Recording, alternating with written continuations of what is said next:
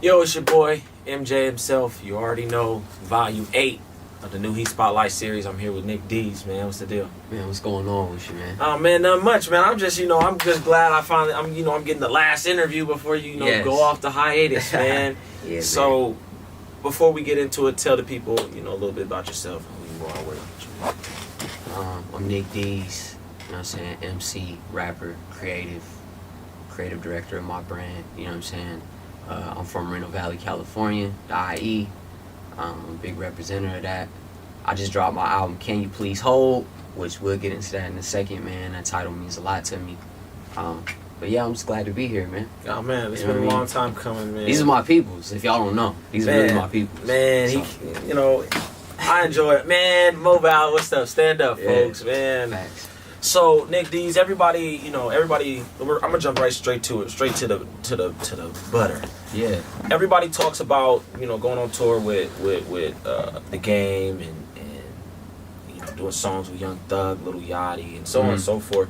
But nobody really knows more about that. Everybody, that's all they talk about. They don't really get into the character of you, and I know that's one thing that you wanted to, express in it. So, just... Because I feel like now more than ever, everything is it make more sense in context, you know what I'm saying? Especially like, not just my situation, but the world period, the way we digest information. Everything make much more sense and is more meaningful in context. So it's like, that's like the more glamorous stuff, and it's dope. And it's a big arc of my career, but I feel like it's not special if you don't know, like that's a result of what I did, you know what I'm saying? That's not like the bare bones of everything. That's a result of the work that came before it.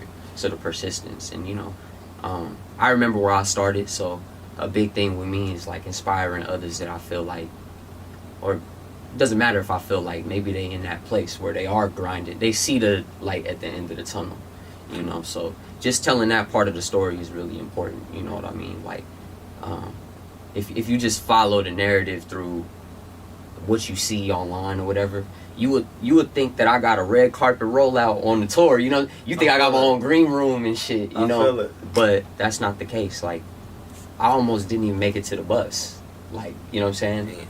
I didn't even know, I didn't even have a set time the first 3 shows until Game pulled me and some other artists to the side. He like, yo, why y'all not performing? And we like, well, we don't got a set time. And he like, look, I brought you here for a reason, like, go perform or go home and make videos on YouTube. Like, that was verbatim, what he told us. So then the next show, I go grab the mic, tell the DJ like, hey, if I don't perform and he doesn't perform, Game said he's not coming out, shit like that on the road. These little nuances, these intricacies that people need to understand, like how it really unfolds. Because, how you gonna pull inspiration thinking that it was just all laid out for somebody? You know what I mean? It make you feel like the shit is impossible, or that it's only for like a select few people that get chosen. But really, nah, you gotta tell the whole thing so people know this is what you make it. Facts. You know what I'm saying? So let's start at the beginning, the gray area.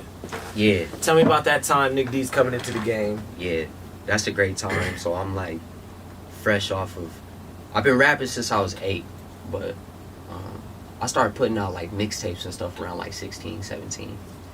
And that was a big deal. I did like 4 or 5 like my senior year of high school, something like that. Okay. And this was at a time where like blogs was dominant. It was all about like just putting out a project. So putting out 5 in that time had me super buzzing. And then, from 2011 to like 2013, the gray area, that's like a big building process for me. Me not only working on a project with one producer, Rick Hughes, making something cohesive in that sense, not just me in my garage, just trying shit. This is, we coming with intention, we coming with purpose. We know what we trying to say, we know what it's supposed to sound like, and we're crafting it to be just that, nothing else. So, but also couple that with like, that's like, young Nick D's becoming a man. So like, it's interesting for me to go back to that project because it's one of my favorites, but I analyze like what I was thinking and how I viewed the world at that time, and then like just how I've grown since then. And that's what a project is about to me, something you can grow with, you know what I'm saying? Like my favorite albums are stuff that, you go back a couple years later and you hear certain stuff it's still classic, and you just like, damn, I didn't realize he said this the first time. But now, since I've went through different things in life, like different journeys, seen more stuff, I find I'm relating to this part more than I did when at the time I thought this was the best thing about it, you know? And that's what I strive to do with Can You Please Hold, too. It was real fun making this project again. You know, I haven't dropped a body of work in some time, so this was me getting back to what I love to do. You know what I mean? I feel it. So tell me how, I know, you know, you're from Moreno Valley, so tell me how that impacts, you know, growing up in Moreno Valley, dropping, you know, in high school, dropping mixtapes, how your peers are accepting music, how they're not accepting music, how your community in whole is backing you or not backing you. How did that attest to you now? Big time, because there was points where it felt like no one was rocking with me, even though there was some. But that's just how you feel when you see more of that reaction. But then also getting to enjoy the moment that you always envision. You know what I'm saying? Like people coming out and showing their support. Because this whole time you've been feeling like, well, I'm finna show y'all like what I got going on, period. You know, so that's big. And then being from a place like that, what is Moreno Valley sound? You know, what is it? If you're from there, you know, but like to an outsider, like what is that? You know, so you don't have the background that artists from other places have to like kind of propel you.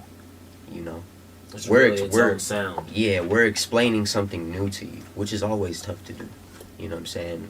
True story. You know, certain regions have stuff they known for, but it's like we in the age of where like me and other artists from the area are setting the tone for what that actually is. You know what I'm saying? So it's a lot of character building, I call it. You know what I mean? A lot of character building in good ways, a lot of good ways. You know, and then that hometown love is always important. You know, that's step one. I feel it. So how do you actually record out there too? Do you do some of your recordings out there? Yeah, I still shout out my man RJ. You know, it's just the GOAT. Like for real, like right off Sunny Mead. If you're from there, like he probably helped you learn how to record. You know what I'm saying? He's a staple. Yeah, he's like a rite of passage to me. You know, like if you don't go to RJ's studio, you don't have to. You know, we all make our own paths, but it's just like if you ain't stepped in there, it's kind of It's kind of weird. You know, not weird, just it's unheard of. I personally don't know any artist from there that hasn't been there. At least once, even if they ain't booked a session there, like someone invited you, you know where it is, you know, it's rare, super rare. Man, liquor store right there. Right, yeah, right in the hub. So man, tell us, you know, you just said that you didn't almost miss the bus. Yeah. Well, why'd you almost miss the bus? Man? So like I said, sometimes this stuff is like really informal, you know what I mean, like. Because you build relationships with people. It's not like a video game, like the franchise mode where you walk in a room and it's a script and shit. Like, nah, it's like I built a relationship with Game. You know, I would like to say that he came to respect me and he pulled me to the side one day and was like, you want to come on tour? I'm wide-eyed and shit. Like, of course I want to come on tour. What kind of question is that? He's like, all right, we'll have this many songs ready. Do this, do that. And when the day comes, we're going to, you know, you'll be in the loop, like stay close so you know when we're leaving. So like the night before, I didn't even have the address to the bus. So thankfully, by the grace of God, thank you to the person that did this. You know, they text me like, yo, I don't see your name on like the list. Like, he told you to come, right? And I'm like, yeah. He's like, all right, look, I'm gonna send you the address and you're either getting on the bus or you're not. And I took that chance. You know, I showed up.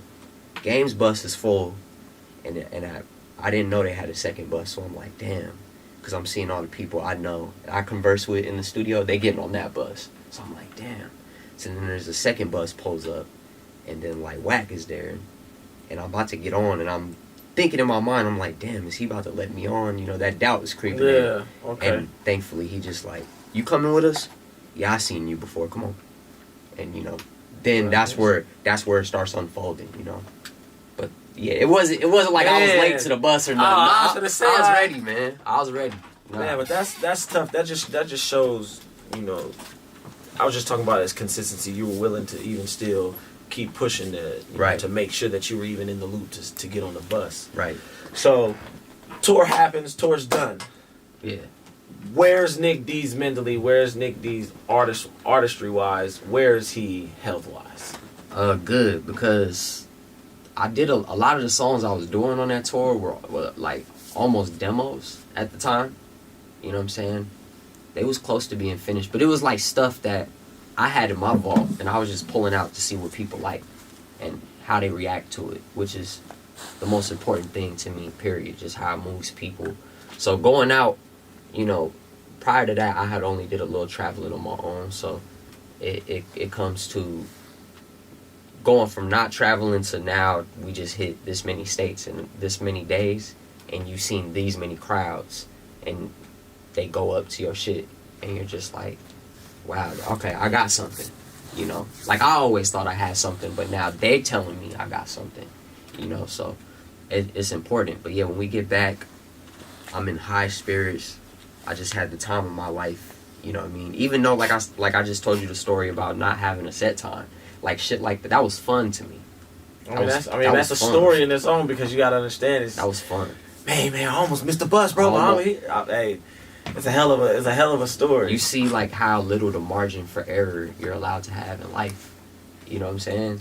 You go back and you're like, damn, this shit is like this much. Like, and this door was open this much, and my little ass slid under. You know, so yeah, but yeah, it was good, because when we got back, they was like, yo, we going to Europe next month. You coming? Like, get your passport. So I come back, and I'm just like preparing, because I'm like, damn, Europe? Like, I know they love rap over there, you know, and then, I mean, it's foreign water, you know what I'm saying? Like, we're going to be in the air for some time to get over there, you know what I'm saying? So, yeah, it was good, man. Positive. I could honestly say that. I'm grateful for that. Okay, so music's coming, you're maneuvering. Yeah. What was next for you after, you know, of course you go to Europe. Did you go to Europe? Yeah. Yeah, so yeah. So I know they received you. Yeah. You came back. Yeah. Where are you at project-wise? Now we're starting to, like, make more records. So by that time I had been to you got a lot of singles. Couple producers' houses, you know, working with this person, working with that person, moving around. So we, like, near completion for a project when we come back.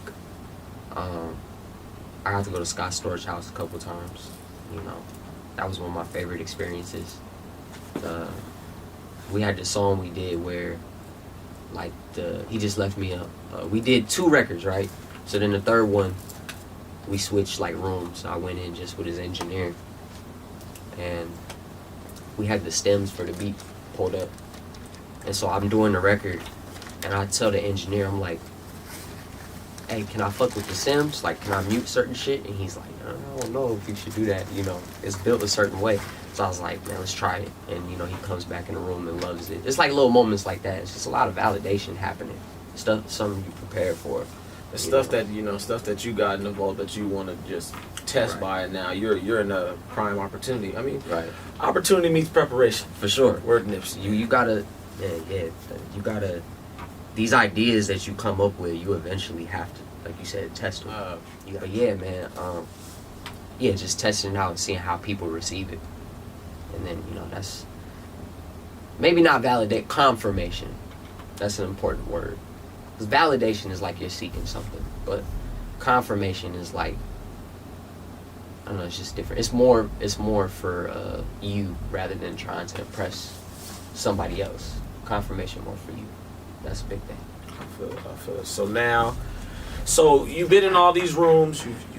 You've catapulted yourself to a place that not a lot of people from the IE even get to whiff, to scratch the surface of. Yeah. Next to it's the Yachty and Thug verse. Yeah. So it's New Day. Yeah. That's that was an experience in itself too, cause like,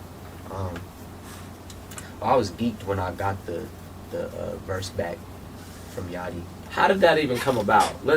We know the track is nice. How did you even get linked with them?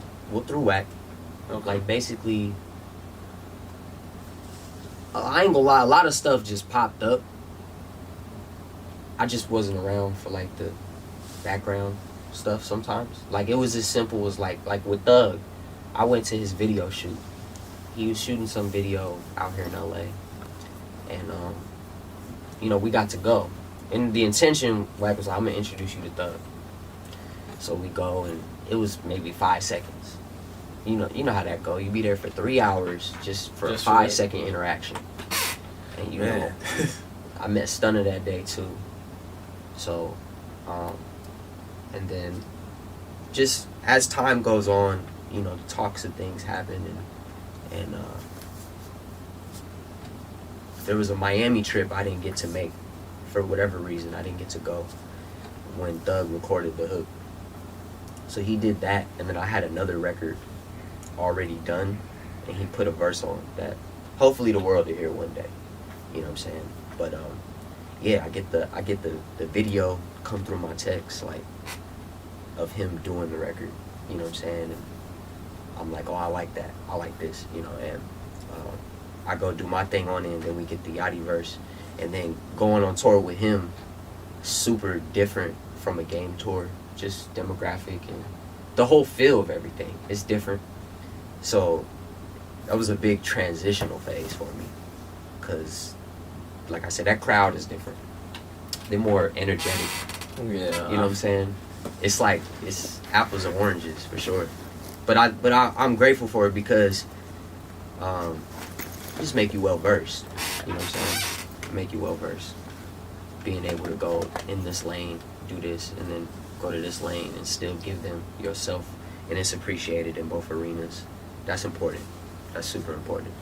So which fans were better for you, or which, say, the overseas fans, the game tour fans, or you know, the Yachty tour fans? Which one accepted it more?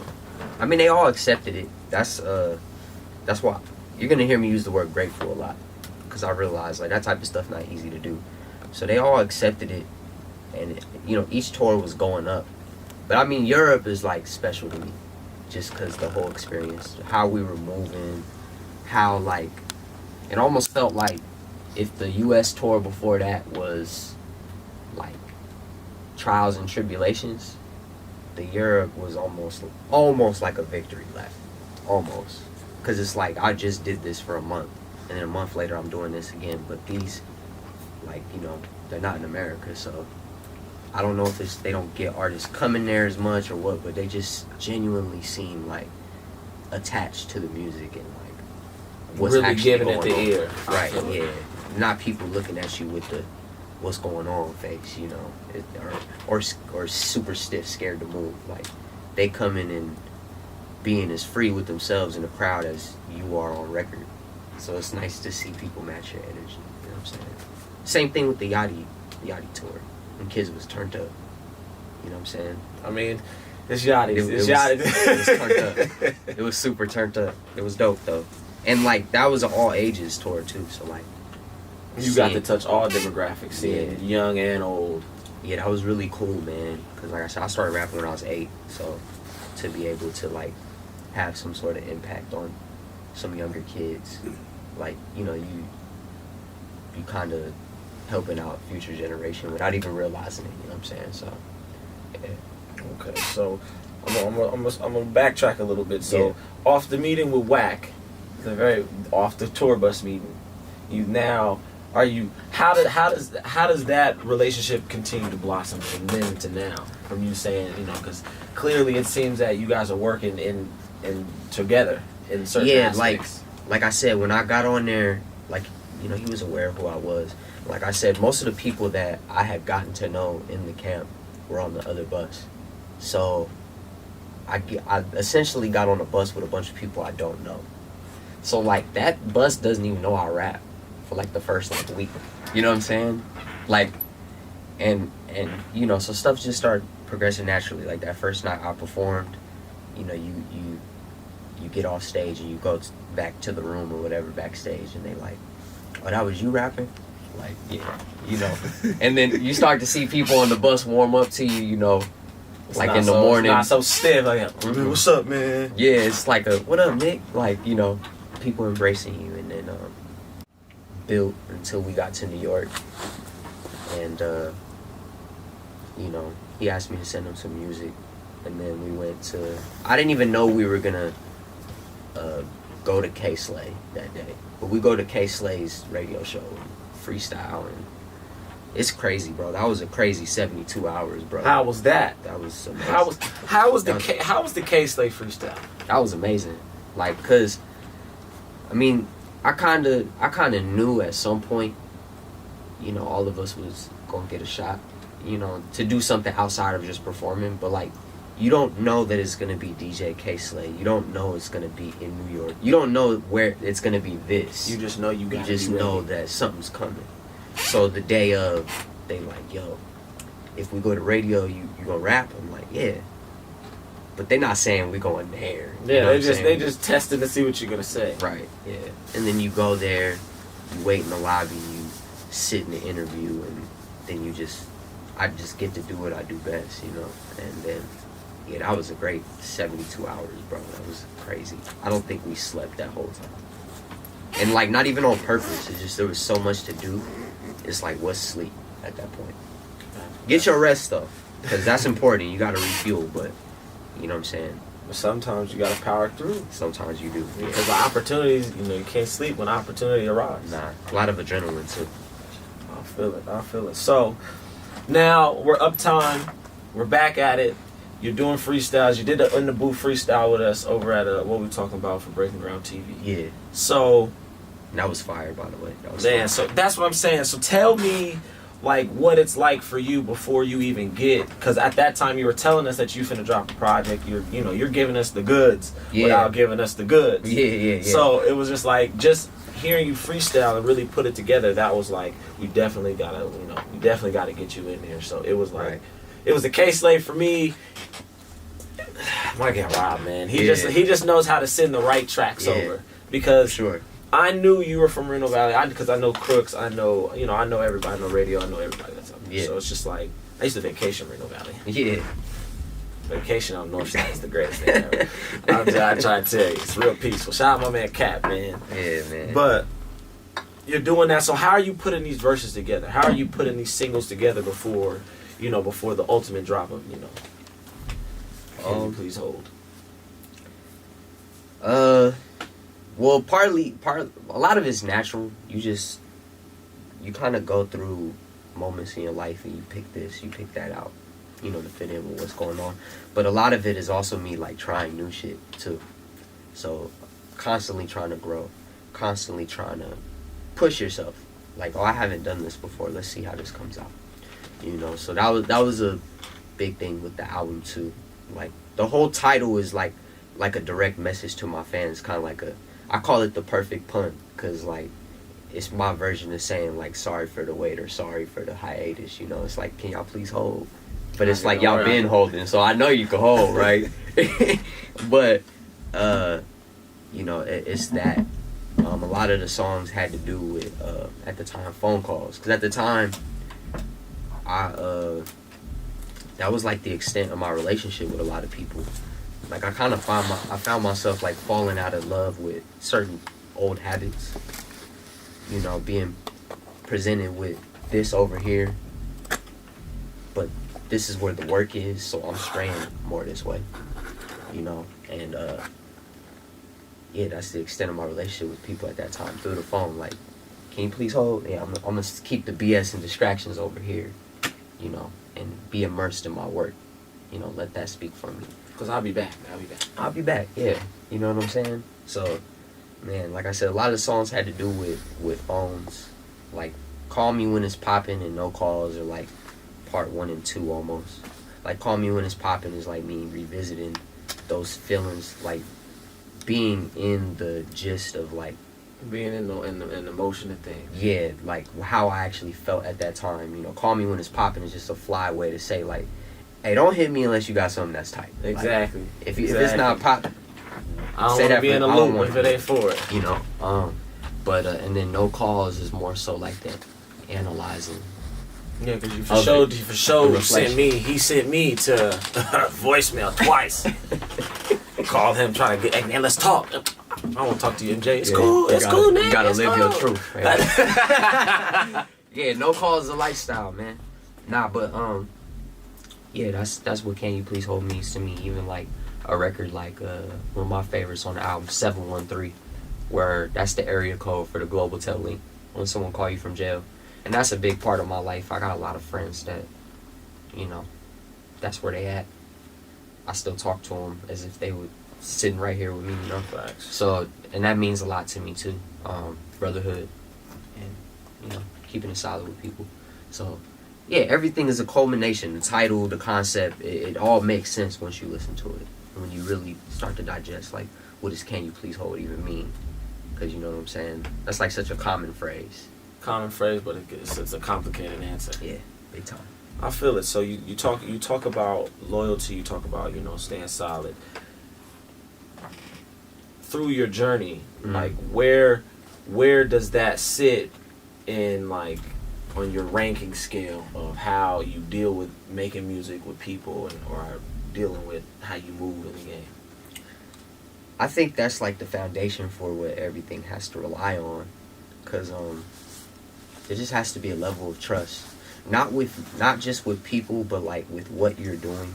You have to trust what you're doing, the way you're going about it, what you're crafting. There has to be a sense of trust with you and that thing, as well with the relationship you have with people around you, because that's gonna ultimately affect the bones and meat of this thing. You know, so that's very high, because without that we have nothing. You know what I'm saying? Like, yeah, without that we have nothing. We gotta be able to communicate. We gotta be able to reach this goal together. We have to be able to work together, really. You know, and that's the number one thing. You gotta be able to make it. You just gotta make it fit. Yeah, that's how chemistry is built. You gotta trust each other. So yeah, that's huge. That's huge for me, at least. But I think it should be for everybody. Facts. I feel it. You know. So, album out now. Yeah. You tell I'm excited. I'm telling you. So tell the fans what they should expect. Tell them what you feel they should expect from Nick D's on this album. A much more mature perspective. Like, I feel like I understand a lot of things more. The first half of the album starts out pretty fun. You know, there's still substance within it, but there's just records that make you feel good, you know. And then as the second half of the album, we talk about some shit. You know, there's a lot of substance in there. So 713 is on the second half of the album. One of my favorite records too, Come to Me, which is about something trying to pull you back, you know, telling you come back. Also Head to the Sky, which is like it's just very conscious, and I think that song encapsulates like where we at right now with everything that's going on in society, the climate, you know what I'm saying, and in my opinion, the best way to react to it, keep your head to the sky, you know what I'm saying. So yeah, it's just a lot of shit on there, man. It's a lot to unpack, but the best way to unpack it is to go listen to it. Facts. You know what I'm saying? Out on most DSPs, if not all DSPs, and some extra websites. Yes, oh sir. man, what am I doing? Tell the people where they can find you, Nick, man. Tell them where they can get all the albums, all the music, all the singles. So you can get it's gonna be on all platforms. It's on all platforms. You know, I'm on Twitter, Instagram, everything you can think of that we're supposed to have. But also, one thing I want to kind of introduce people to is putting out a lot of stuff through my website, which I'm working on doing some like exclusive things through that. But like the way I even rolled the album out, by the time this drops, the album will be everywhere. But at first I only put it on my Bandcamp, and I did it that way so like everyone didn't have to wait till August 25th. Like I said, Can You Please Hold, there's people that have been waiting. So the ones that I knew wanted it immediately, I was like, here, it's up. And this is the bundle. You know, this is like, you're going to get this album early. So for those people, it was very special. And then after that, then we're going to shove it out to the world. and get everybody take on it. You know what I'm saying? But yeah, like it's gonna be a lot of exclusive content coming from me through my platform, through all those other ones I named. But I just want to build upon my relationship with the listener.